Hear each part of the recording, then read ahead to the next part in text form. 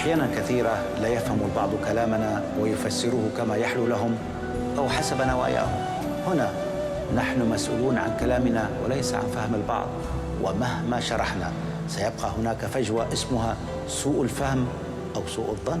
حينها يكون الصمت هو الحل، وحتى هذا الصمت هناك من يسيء تبريره أو فهمه.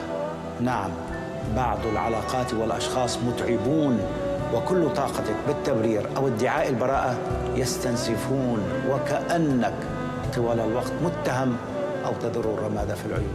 يا إخوتي ويا من تسمعون، تمر علينا أيام حتى رد السلام يكون متعبا، فرفقا بنا، رفقا بأعصابنا، رفقا بوقتنا، رفقا بصحتنا، رجاء رافقونا بسلام أو اتركونا بسلام.